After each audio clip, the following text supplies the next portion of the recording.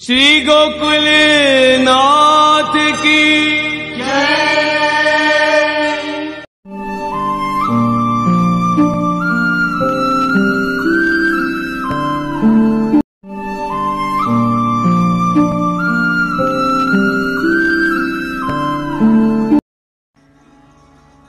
प्रसंगोपात ये बात आई है, या लिए मैं दो शब्द और कहना चाहूंगा।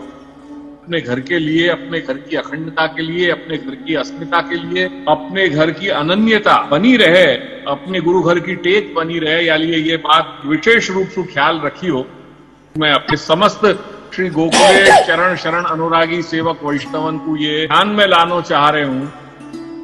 अपने जीवन में हमेशा मूल वाणी को आग्रह रखियो, और वामे भी अपने घर से प्रकाशित साहित्य दृश्य श्राव्य श्रवण मनन चिंतन करने को वाको ही आग्रह अपन को रखना चाहिए। ये बात ध्यान से सुनियो और गंभीरता से लीजो, क्योंकि आजकल अपने संप्रदाय में बाहर को बहुत कुछ प्रभाव पड़ रहे हो, और वो प्रभाव सिर्फ और सिर्फ अपनी आस्थान को डगमगाने के बाह्य प्रयास हो रहे हैं।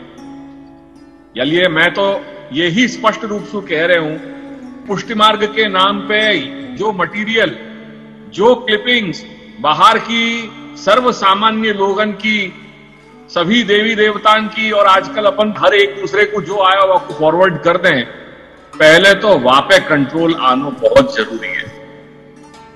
क्योंकि यासु ये होएगा कि कहीं अपनी आस्थाएं डगमगाने लग जाएंगी। 450 वर्ष की अपने सर्वदा सेव्य दादाजी श्री गोकुलेश प्रभु चरण की जो अनन्यता है, अपनो चतुर्थ घर जहां अनन्यता के लिए प्रसिद्ध है, अन्य सभी लोग अपने घर को उदाहरण लेवे कि अगर अनन्यता देखनी है, अनन्यता समझनी है, तो श्री गोकुलनाथ जी के घर के सेवक वैष्णवंशु समझो, उनसु सीखो के अनन्यता क्या है। आज वही अनन्यता को जड़ मूल सु खत्म करने के दुष्प्रचार हो रहे हैं अपने मार्ग में। या लिए मैं आपको विस्तार में नहीं जानना चाह रहे हूं, पर गुरु स्थान सु मेरा ये आदेश है, मेरी ये आज्ञा है आप सब लोगन के लिए, श्री महाप्रभु की वाणी के माध्यम से अपने घर में, अपने जीवन में अपन सन्मार्ग प्राप्त करें। वही अपने लिए योग्य है, वही अपने लिए श्रेयस करे, और वही सच्चो मार्ग है। कहीं पे भी कोई भी क्लिपिंग्स आ रही है वो आपको वहीं के वहीं डिलीट कर दो, ना अपन को फॉरवर्ड करनी है ये सारी चीजें, क्योंकि ये जितना भी कचरा है या के पीछे कोई प्रमाण नहीं है। ये बात समझने की है।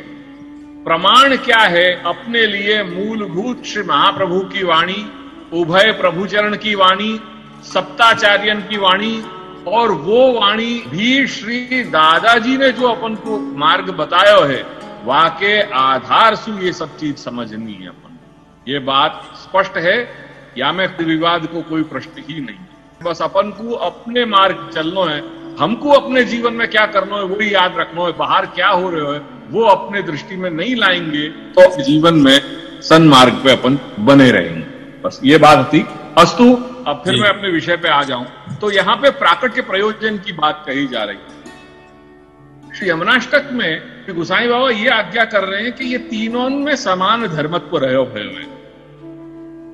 भगवान में, श्री यमुना में और श्री महाप्रभु में समान धर्म रहो भयो है। और वो क्या है? उद्धार करनो, वो ही वहां समान धर्म है।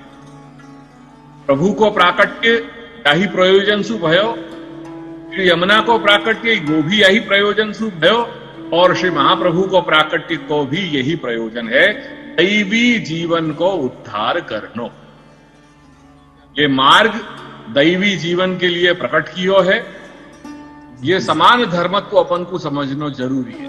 साथ में एक विवेक ये भी रखना है कि जैसे आजकल प्रायः अपने मार्ग में एक ऐसी परंपरा विकसित कर दी गई है, जाने अनजाने, कि यमुना जी के साहित्य पे ही अपन को भार अधिक होने लग जाए। ये विवेक भी अपन को रखना है कि जहां अपने बड़े ने तीनों को समान धर्म बताया है, तथापि चूंकि ये स्वामी प्रधान मार्ग है, हमारे स्वामी भगवान श्री कृष्ण हैं, हम उनके दास हैं, या लिए जो भी स्तुति होगी वामे प्रधानता तो हमारे मालिक की, हमारे स्वामी की, देवाधिदेव भगवान श्री कृष्ण की ही रहेगी।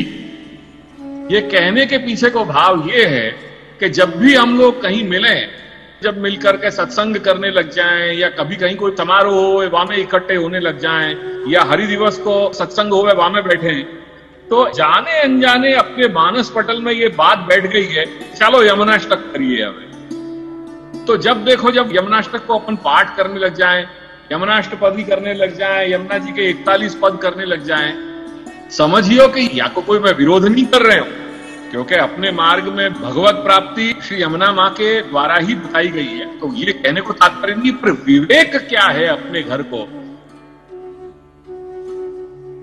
चतुर्थ घर की परंपरा बता रहे हूं, और या को ध्यान से समझियो।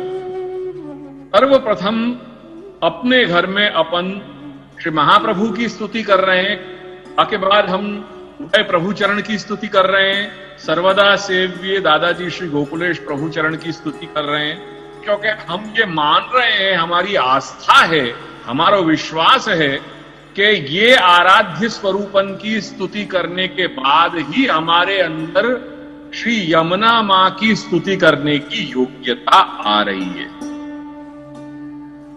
बिना श्री महाप्रभु की कृपा, बिना उभय प्रभु चरण की कृपा, सर्वदा सेव्य दादाजी श्री गोकुलेश प्रभु चरण की कृपा के बिना हम अपने आराध्य स्वरूपन को नाम स्मरण, उनके गुण लीला को श्रवण मनन चिंतन कीर्तन कर नहीं सकें, वो समझ नहीं पाएंगे अपन। या लिए सर्वप्रथम अपने मार्ग के संप्रदाय के प्रवर्तक आचार्य श्री महाप्रभु की कृपा वांछित है, वो ही पहले आवश्यक है, या लिए हम तो उनके कृपाकांक्षी हैं।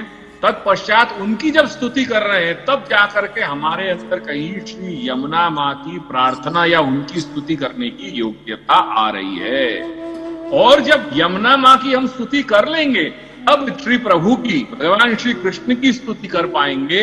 ये अपने यहाँ की मर्यादा है, ये अपने यहाँ को विवेक है, अपने घर की परंपरा है। या लिए सर्वप्रथम अपने घर में जब भी कहीं जाओ, बैठो, सत्संग हो रहे हो, चार लोग मिले, तो आग्रह ये रखो कि पहला अपने सर्वोत्तम नो पाठ करिए, ते पछी विठ्ठलेश स्तवनम विठ्ठलेशाष्टकम एनु पाठ करिए, श्री गोकुलेश अष्टोत्तर शत नामावली नु पाठ करिए, ते पछी આપણે શ્રી યમનાષ્ટક કરીશું અને પછી શ્રી કૃષ્ણાશ્રયનો પાઠ કરીએ।